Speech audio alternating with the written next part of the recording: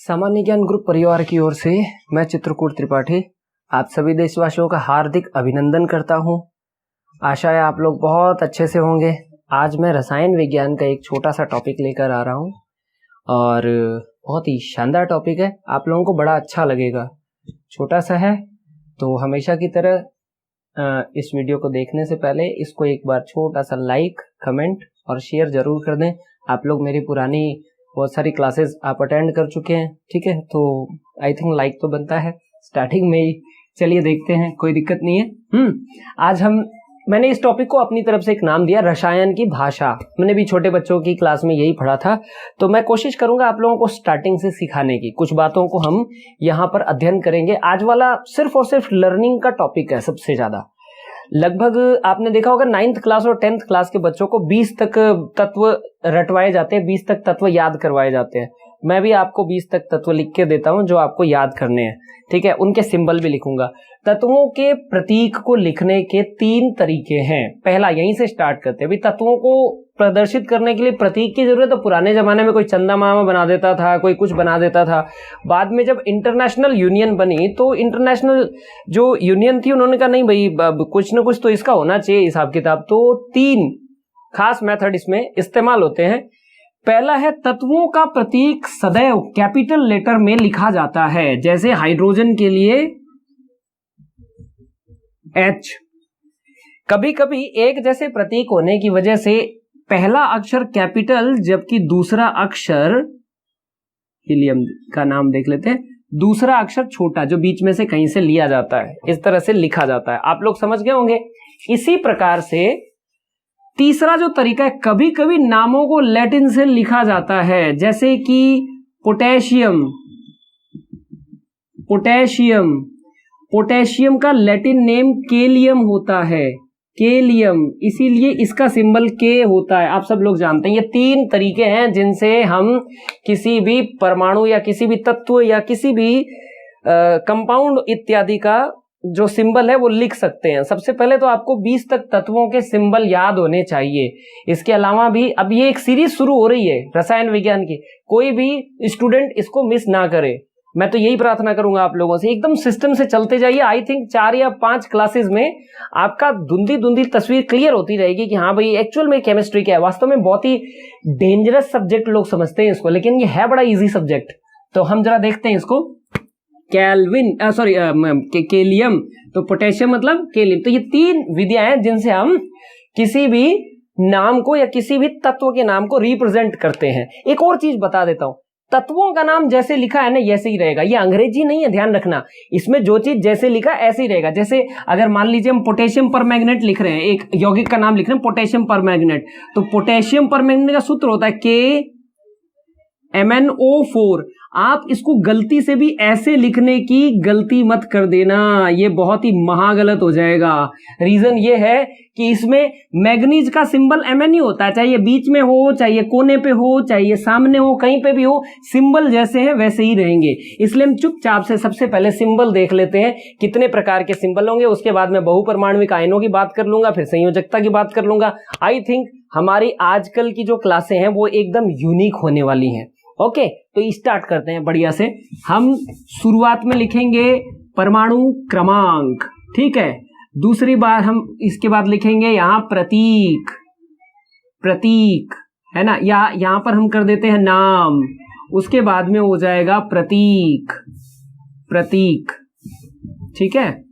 मैं मात्र 20 तक के ही नाम लिखूंगा। एक चीज और बता देता हूं, परमाणु क्रमांक याद करने क्यों जरूरी है, क्योंकि परमाणु क्रमांक याद नहीं होगा हमें कैसे पता लगेगा परमाणु में कितने प्रोटॉन है, क्योंकि प्रोटॉनों की संख्या ही परमाणु क्रमांक होती है। छोटी क्लास में आप सब लोग पढ़ चुके हैं, इसके बारे में अलग से मैं आपकी क्लास एक अटेंड कर लूंगा। ओके, तो स्टार्ट कर लेते हैं। 1 नंबर, 2 नंबर, 3 नंबर, 4, 5, 6, 7, 8, 9 और ये 10 तक तो हम यहाँ लिख लेते हैं।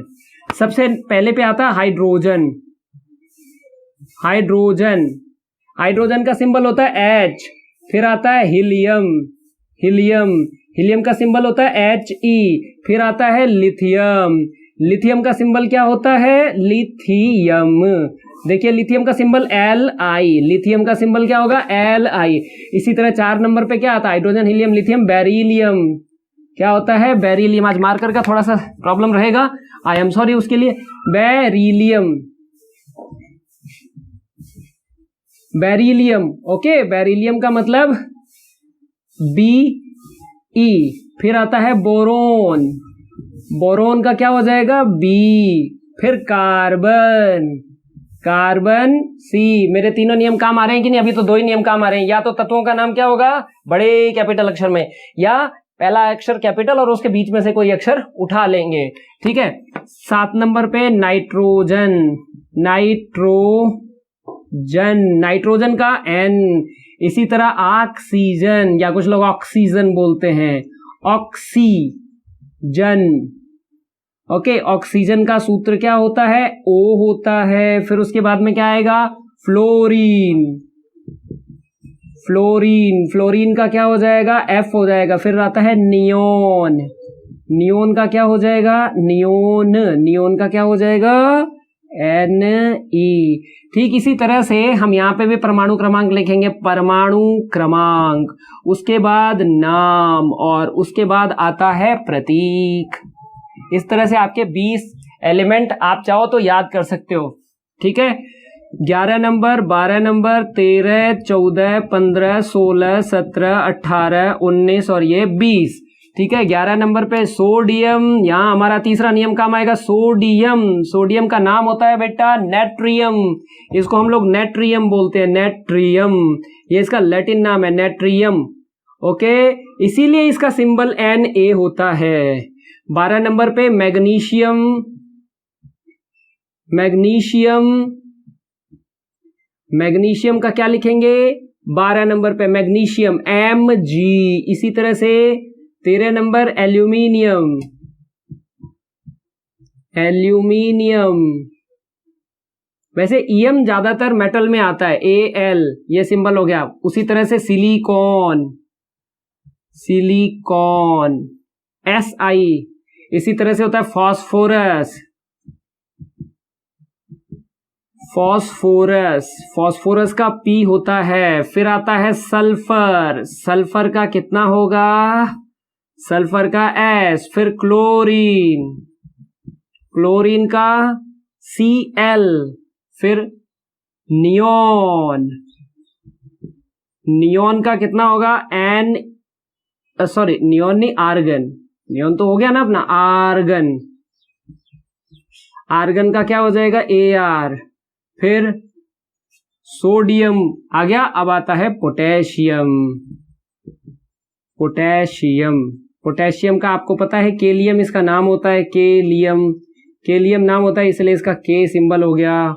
उसके बाद 20 नंबर पे आता है आपका कैल्शियम, क्या आता है? कैल्शियम, कैल्शियम सिंबल क्या हुआ? Ca।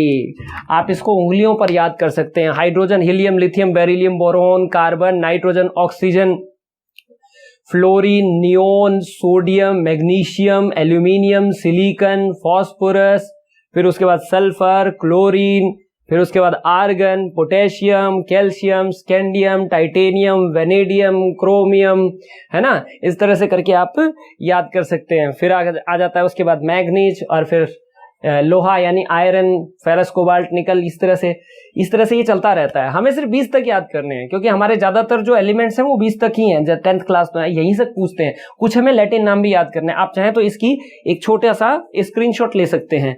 बड़ा ही ठीक ठाक है ये, इसमें छोटे से में ही आ गया। अब हम इसको नेक्स्ट वाले पे करते हैं। तो अब हम इसके बाद लिखेंगे कुछ लैटिन नेम, जो बहुत ज्यादा जरूरी है। लैटिन नेम बहुत जरूरी है, आपको याद होना चाहिए। कंपटीशन एग्जाम के आधार पर हमें कुछ लैटिन नाम याद हो, पेपर में बहुत बार पूछ लेते हैं, फलाने का लैटिन नेम क्या है, ढीमके का लैटिन नेम क्या है, इस तरह से पूछ लेते हैं आपसे। तो आप लैटिन नेम जरूर याद करें, ठीक है। लैटिन नेम देखिए, 2 तो बता ही दिया आपको मैंने, और देखिए Ag। 47 नंबर पे आता है, नाम है सिल्वर, सिल्वर, या हिंदी में कहते हैं चांदी, सिल्वर, ओके। वो जो बर्तन होते हैं वो एल्यूमिनियम के होते हैं, कुछ लोग उसको सिल्वर कहते हैं, एक्चुअल में वो सिल्वर नहीं है, चांदी ओरिजिनल वाला। इसका नाम होता है अर्जेंटम, इसको अर्जेंटम बोलते हैं, अर्जेंटम। इसी तरह सोना, Au, सोना, गोल्ड, इसका नाम होता है सोना, इसको बोलते हैं औरम, औरम। इसी तरह से होता है पीबी लेड, जिसको हम लोग बोलते हैं या हिंदी में सीसा बोलते हैं। ये एक धातु होती है सीसा, इसका नाम होता है प्लम्बम। प्लम्बम। इसी तरह से होता है Hg पारा, नाम होता है हाइड्रागारियम। हाइड्रागारियम।